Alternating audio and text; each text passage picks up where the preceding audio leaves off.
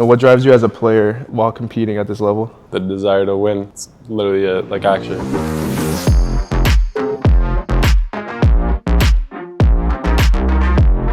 How would you rate your recent performances at EWC with NRG? I feel like we were playing good. I was playing good as well until the Gen.G game. It's pretty unfortunate that some of us were sick for the game. It's like behind the scenes thing, but yeah. I mean, it doesn't take away from the fact that we did play bad. I played pretty bad as well in map 1.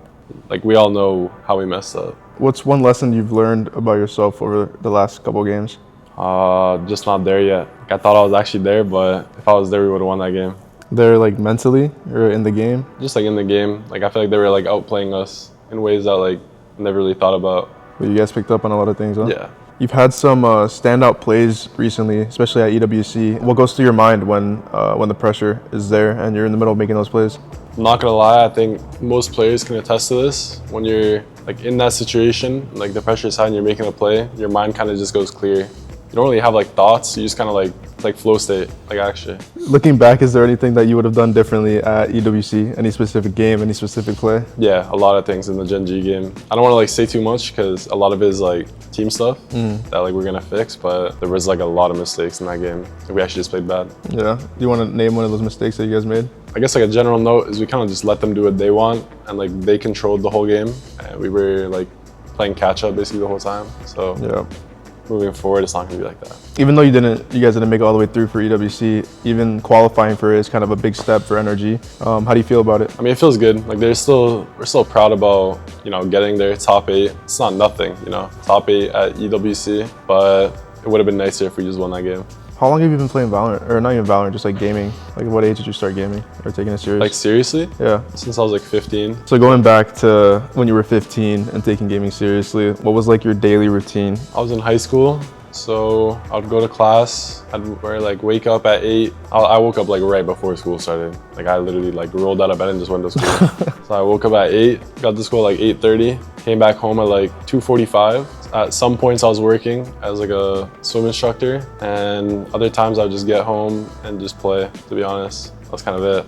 How many hours did you spend? Like back then it was a lot. Definitely much more than I play now. I guess that's kind of how it is when you're like 15 or 16. Yeah. It's like easy. When you got your first opportunity to play in the tier 2 scene, what was like your mentality or like what made you stand out from other players to be seen by a tier 1 org? So when I was like, I guess in Counter-Strike, when I was 15, there's like this league called Advanced, and then above that was Semi-Pro. Yeah. But you had to be 16 to play in Semi-Pro, and I was always like really young. And when I played Advanced, I was like the highest stats player. It was like me, Asuna, and like Penny and Leaf. We were all in that league pretty much the same time. I just got like a lot of like Semi-Pro. It was like tier 3 teams, like in hindsight, but at the time it felt like they were like Semi-Pro teams. So they just knew I was good from that.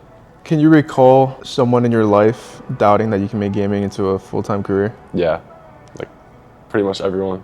Yeah, well, call somebody else specifically. Like, I mean, it was hard with my parents. Like my parents are like immigrants to Canada, so it's like when they see I was just playing on the computer all day, they thought I was like wasting my time. But I told them I could make money from it. Yeah. And eventually it became easy. Would your parents get mad at you when you would spend a lot of hours gaming? Yeah, my dad would get mad for sure. Yeah. I think my mom, like as time went on, she kind of understood because I was showing her like I was actually making money from it. Money, money, money.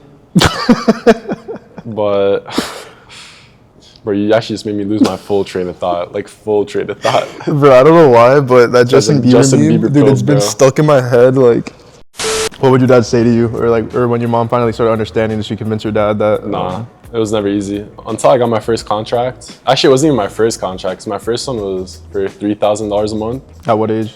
At 16. But That's ridiculous. But my dad was like, this is not like livable. He didn't see that it was like, it could scale. You know what I mean? But at 16? Of course at 16, but he thought that was like the cap. Because I was already pro, but since I was 16, they only offered me $3K, right? And then he thought that like other pro players were also making $3K. I was like, nah, they're making way more. Yeah. You told him that Sam was making $20K a month, $30K a month? At like 14. $3K a month at 16. Yeah, it scaled really fast. So like it went from like 3 to like 4.5. And then my big one was like 8.5. And then it just like kind of doubled from there. And you don't have to pay rent, you don't have to pay... Nah, yeah, I was definitely like saving a lot of money. Yeah. I saved so much money. Can you identify where you struggled the most making connections in the gaming scene? Not really, to be honest. I feel like I always had an easy time with that. Yeah. Was it always just like your boys would like introduce you to somebody and then they would introduce you to somebody else? Honestly, in Counter-Strike it was way easier because like instead of playing ranked, you would just play like rank G or like rank S. That's basically like only semi-pro or like pro players. So it's really easy to like, if you play good in there, you'll just start to know people. Like ESCAs and FPL, stuff like that. How has your transition to NRG been, and what does the team dynamic look like for you? Like, are you happy where you are right now? Yeah, definitely like happy with how the team is right now. I'd say the transition has been pretty rocky, you know, like pretty up and down. I mean, it's been good. Like, I can't complain. Have any of your teammates given you advice or mentorship, and like has what they said or taught you given you a big impact on the way you play and your outlook on the future in the gaming scene? I'd say Ethan is pretty, like, he has it figured out. There's like a reason this guy's won so much, you know? Yeah. So like talking to him, you kind of pick his brain, and he has a lot of good like insight about things like that. Do you think that you guys have, or not just Ethan, but like the team as a whole right now, do you guys think that you guys have a connection where like you're gonna be friends till like you guys are old? I mean, it's hard to say, right? I definitely think this is like probably the closest I've been with all 5 of my teammates. Nice. I mean, I can't speak for everyone, but I would say from a surface level, I think we probably have like the closest like team connection out of any team. I think that's largely in part to Bonkar though. What do you think sets apart NRG from the other teams in the Valorant scene? I think it's exactly what I just said. As a collective, like coach and 5 players, even our assistant coach, like we're all like really good friends, like genuinely. And I think that's like super important when you're in a competitive environment, because there's never like an issue giving criticism or anything like that, because we all know it's just to win. You know? You guys don't butt heads with each other? Nah, never.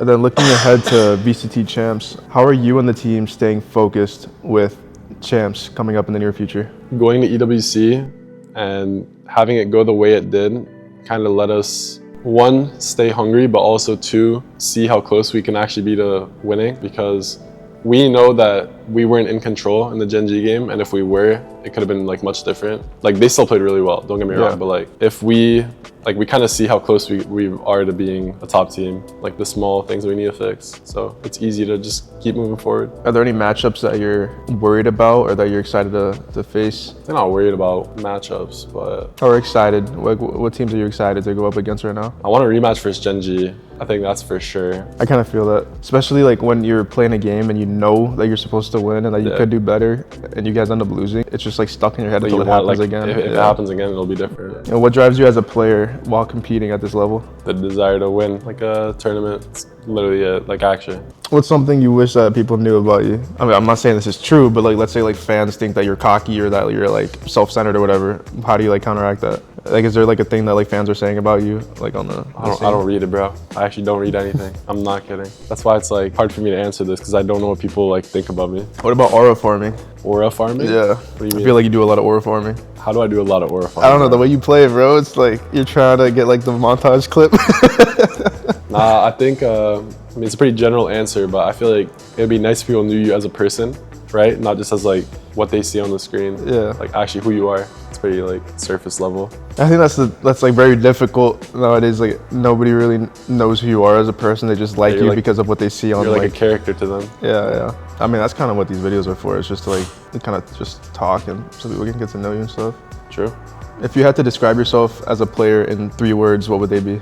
Confident, calculated, like fun, I guess. Like I like to have fun. It's like even if I'm in a match, I'll just do some shit that like just is fun to me. I feel like that's important. I feel like a lot of people, especially mid-game, stress so hard because of how much they want to win. They forget that like the whole point of it is just to have fun. Paper X figured it out and now they're winning. Yeah, it's a game. Like it's supposed to be fun. That is. You play your best when you're having fun. I wonder if it's gonna get to a point where like somebody is like so stressed out mid-game, they either like have like a panic attack or like pass out. If you stress out that much, then you shouldn't be a pro player. I don't know, dude. I feel like it happens. Like you got people like even in the NFL, people are like throwing up or because of how nervous they are. Yeah, maybe like, throwing up. I can see that. Yeah. But also, I feel like not to like call out like pro players. Like I feel like some of them forget to like eat and drink and like take care of themselves before anything. So it's like I can see that. Just imagine like 12-11, this guy passes out. Like, do I kill him or do I like let him live? This guy's passed out. He's just like standing still in the middle of a scent. Oh, How do you think you've grown as a player over this past year? What areas are you still hungry to improve in? I feel like playing against like top teams, they kind of show you your weaknesses. I can't like list any off honestly off the top of my head, but it's always good to like be reminded that there's still like work to be done, you know? I mean, there's like infinite ways to improve for sure. I've definitely become more like blunt. Like I don't really sugarcoat things anymore. I think that's like something I used to do, but there's no point. Like, actually no point of like sugarcoating anything. That's pretty healthy in like a team environment. Is there anything you want to say to the fans, people on Twitter, people who are watching you play? I know I say it every time, but I actually thank you for like all the messages. Like I see a lot of messages, but I don't really respond to them, to be honest. I'm kind of a I just don't really go on social media that much, but I do see like my phone, I get the notifications of people like sending me messages. It's nice. Thank you.